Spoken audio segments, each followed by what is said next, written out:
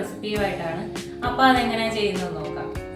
അപ്പോൾ നമുക്ക് കുറച്ച് പച്ചക്കറികളൊക്കെ കുക്കറിലൊന്ന് വേവിച്ചെടുക്കണം. ഒരു ക്യാരറ്റ് ക്യൂബായിട്ട് അരിഞ്ഞത്, ഒരു കോളിഫ്ലവർ, ഒരു ക്യാപ്സിക്കം, 3 പൊട്ടറ്റോ, ഒരു ടൊമാറ്റോ, ഒരു പിടി മട്ടർ. ഇനി നമുക്ക് ഇതെല്ലാം കൂടെ കുക്കറിലിട്ടൊന്ന് വേവിച്ചെടുക്കാം.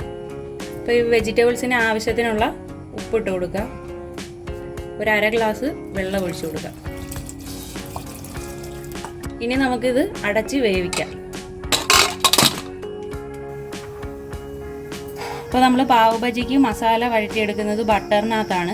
അതിന് ബട്ടർ, 10 അല്ലി വെളുത്തുള്ളിയും ഇഞ്ചിയും ചെറുതായിട്ട് ചോപ്പ് ചെയ്തത്, ഒരു സവാള പൊടിയായിട്ട് അരിഞ്ഞത്, 1/2 മുറി നാരങ്ങ, ആവശ്യത്തിനുള്ള മല്ലിയില, 3 table spoon pav bajji masala.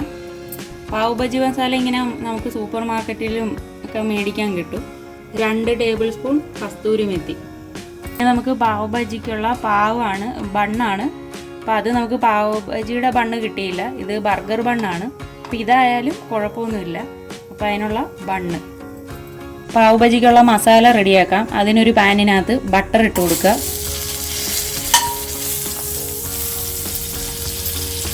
Butter ഒന്ന് മെൽറ്റായിട്ട് വരുമ്പോൾ ചോപ്പ് ചെയ്ത് വെച്ചിരിക്കുന്ന ഇഞ്ചിയും വെളുത്തുള്ളിയും ഇട്ട് കൊടുക്കാം.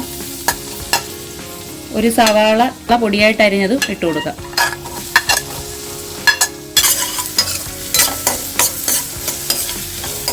ആവശ്യത്തിന് ഉപ്പ് ഇട്ട് കൊടുക്കുക.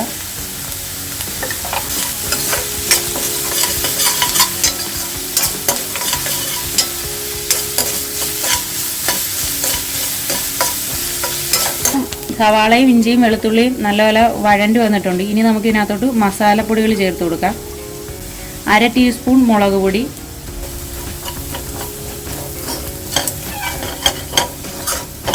പാവ് ബജി മസാല,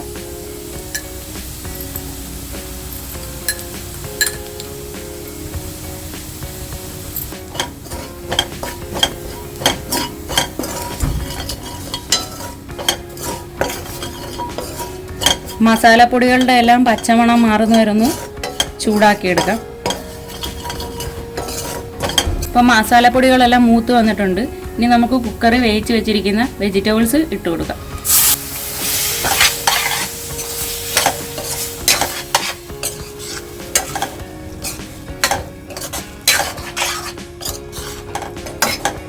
ഈ വെജിറ്റബിൾസ് എല്ലാം ഇനി നമുക്കൊന്ന് ഉടച്ചെടുക്കാം.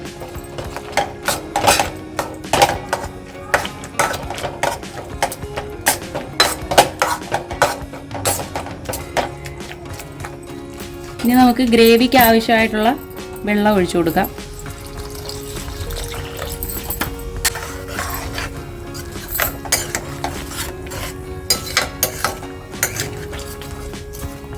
അരമുറി നാരങ്ങയുടെ നീരും ഒഴിച്ചു കൊടുക്കാം.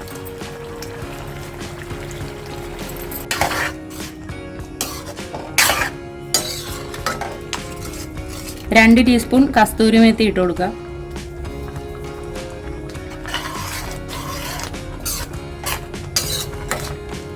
മല്ലിയില ഇട്ട് കൊടുക്കുക.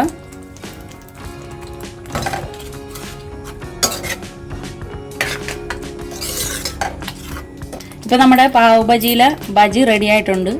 ഇനി ഇത് മാറ്റി വയ്ക്കാം. എന്നിട്ട് നമുക്ക് പാവ് ബണ്ണ് റെഡിയാക്കി എടുക്കാം.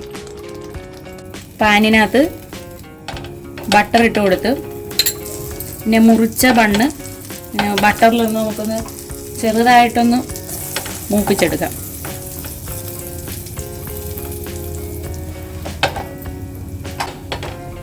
ഇതേപോലെ ഒന്ന് മൂത്ത് വന്നാൽ മതി. ഇനി നമുക്കിത് മാറ്റാം.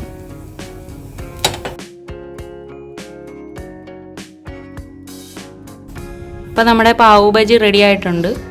നല്ല ടേസ്റ്റാണ്. എല്ലാവരും ട്രൈ ചെയ്ത് നോക്കുക. Thank you.